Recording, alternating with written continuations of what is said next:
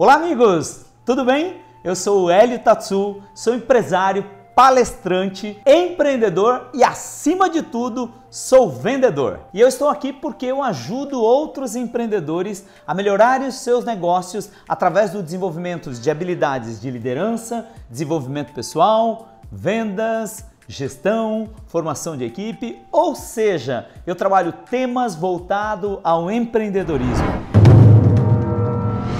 Antes da gente entrar no tema propriamente dito, falando sobre empreendedorismo, ou seja, falando sobre as habilidades voltadas ao empreendedorismo, que é liderança, vendas, desenvolvimento pessoal, gestão de pessoas, eu quero me apresentar para que você conheça um pouquinho da minha pessoa. Quem sou eu para falar sobre um tema tão diverso quanto é o empreendedorismo? Eu sou Hélio Tatsu, tenho 50 anos, eu já sei que você vai falar que não pareço que eu tenho 50 anos, mas é a água que eu bebo. Depois você vai descobrir por que eu estou falando que é a água que eu bebo, tá bom? Minha vida empresarial começa no ano de 1989, mas eu vou voltar um pouquinho lá atrás para que vocês conheçam a minha pessoa. Deixa eu fazer uma pergunta a vocês. Alguns de vocês já passaram por algum grande trauma na vida? Ou já passaram por alguma grande dificuldade?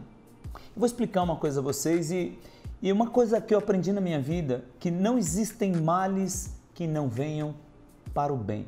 Tudo se justifica lá na frente. E eu vou voltar um pouquinho antes do ano de 1989. Eu vou voltar na minha infância. Quem de vocês já foi pobre na vida?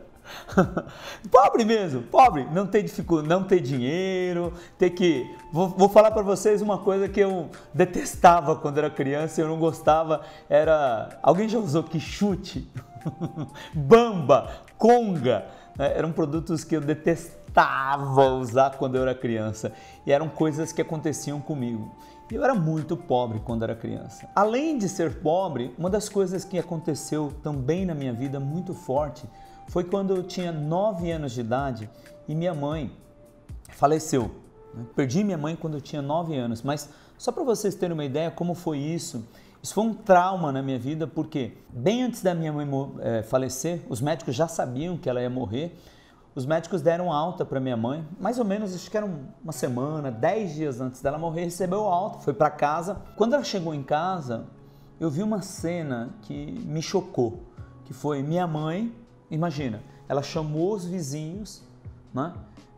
Eu vi uma cena assim, minha mãe junto com os vizinhos, chorando para os vizinhos, pedindo para os vizinhos ajudarem meu pai a cuidar dos filhinhos dela. Quer dizer, eu tinha 9, minha irmã tinha 8 e meu irmão tinha 2 anos. Era aquela escadinha assim. E eu vi minha mãe... Nessa cena, foi uma cena muito chocante para mim. Então aquilo sempre ficou gravado na minha cabeça que eu tinha que ajudar meu pai. Foi essa a informação que eu tive. Que eu tinha que ajudar meu pai. E o que aconteceu com a minha vida foi que nem sempre as coisas correm tão bem assim do jeito que a gente imagina. Meu pai, depois que minha mãe faleceu, eu mudei para São Paulo. Meu pai foi trabalhar na feira. Filho de peixe... Peixinho e por incrível que pareça, eu fui trabalhar na feira junto com meu pai, limpando peixe, né? E como meu pai trabalhava na feira, eu fui junto com ele e aos 15 anos de idade parei de estudar, né? Então a minha formação, para vocês que estão me assistindo, eu tenho, em termos de escolaridade, eu estudei até o 1º ano do ensino médio. Eu costumo brincar assim, é o 1º grau, pelo menos o 1º grau é completo, tá bom? Mas eu estudei até os 15 anos. Depois, o que aconteceu comigo foi que quando eu tinha mais ou menos uns 17, 18 anos, eu vivi aquele momento de grande insatisfação. Eu não sei se vocês já passaram por isso. Você está trabalhando com algo e aí você está insatisfeito. Você fala, poxa vida, eu mereço mais. E o que batia na minha cabeça? Algumas coisas alguns paradigmas que eu tinha. Primeiro, era um paradigma muito forte, que minha mãe dizia o seguinte, que se eu quisesse ser alguém na minha vida, eu tinha que ter estudado. E amigos, o que aconteceu comigo?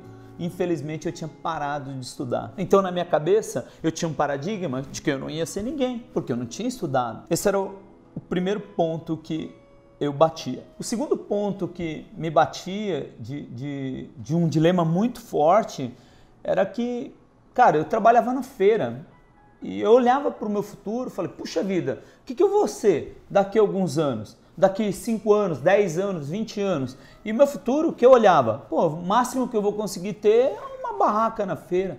E não era esse o futuro que eu queria para mim. Não era isso que eu enxergava. Tanto é que essa questão de ser pobre, que eu acabei de explicar para vocês, batia tão forte em mim, que quando eu era criança, eu lembro assim, minha mãe falava assim, né, eu tava trocando os dentes, e minha mãe tinha a superstição, né, essas histórias que conta para as crianças quando você é pequeno. Minha mãe falava assim, ó, pega o dentinho, joga no telhado e faz um pedido para o papai do céu.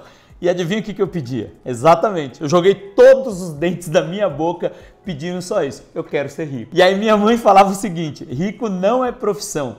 Eu falei, mãe, pra mim não me importa, se eu for rico, pra mim já é o suficiente. Aí ela falava assim, ó, se você quer ser rico, você tem que estudar, você tem que estudar. Então eu vivia uma coisa que era antagônico, né?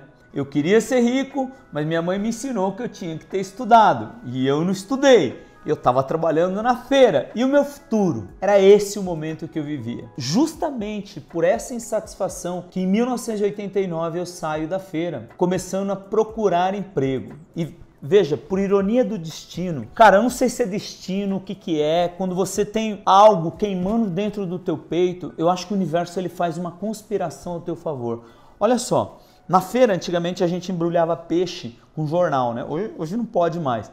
E um dia eu fui embrulhar o peixe e eu vi um anúncio assim escrito, ganhe 800 BTN.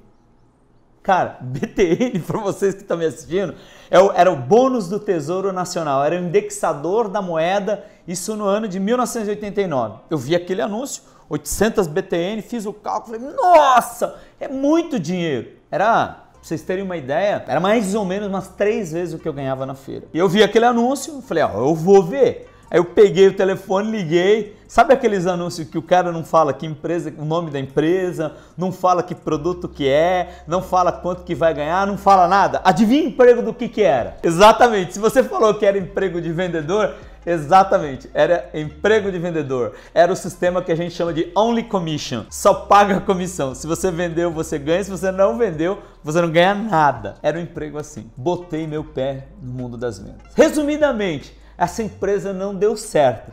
Num próximo vídeo, eu acho que cabe até a gente fazer um vídeo sobre essa história, porque é uma história muito bacana, eu conto no treinamento, dá 1 hora de treinamento mesmo, porque isso aí, essa história dessa empresa que eu entrei, mas me ajudou demais. Mas, de forma resumida, eu diria para você, não deu certo ela. Eu fiquei, acho que mais ou menos uns 40 dias nessa empresa e essa empresa não deu certo. Sorte ou azar, tudo depende da forma como a gente encara, né? Você vai falar, tive o azar dessa empresa não ter dado certo. Mas trabalhando nessa empresa, eu conheci um cara chamado Yoshikazu Murakami. E esse cara foi o cara que... Eu vou falar uma coisa. Eu não sei se você tem pessoas que mudaram a sua vida, que com um conselho, com uma palavra te direcionou e fez aquela mudança. Sabe a mudança que você faz no ângulo, assim, aqui? Muda aqui no vértice 2, 3 graus só, mas a diferença lá na frente é a diferença de você sair em Portugal ou você sair na África. Foi exatamente o que o seu Murakami fez comigo. Eu conheci esse cara em 1989. O seu Murakami já naquela época deveria ter uns 45 anos. Eu estava indo para os meus 20 anos de idade. E ele me apresentou uma empresa chamada Nihon Kenko Zoshin Kenkyu Kai Kabushiki Gashi. É um nome meio complicado. Ele me apresentou uma multinacional japonesa. E foi a primeira companhia que eu trabalhei. Nessa companhia, meus amigos, eu tive... se você me perguntar de novo, foi uma companhia que você ganhou dinheiro como vendedor? Não foi a companhia que eu ganhei mais dinheiro. Mas ela foi a companhia que eu mais aprendi. E foi a base de sustentação que eu tenho hoje.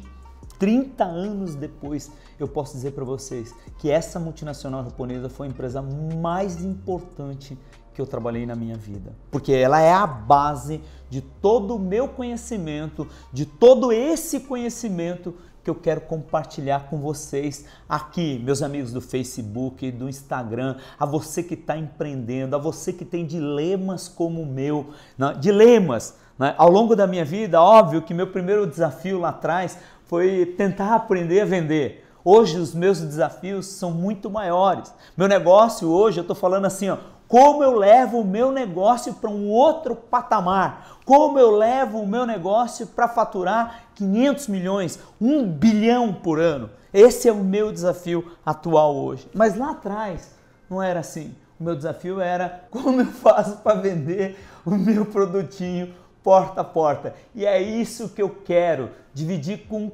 todos vocês aqui. E eu tenho certeza que vai ser o início de uma grande jornada de aprendizado.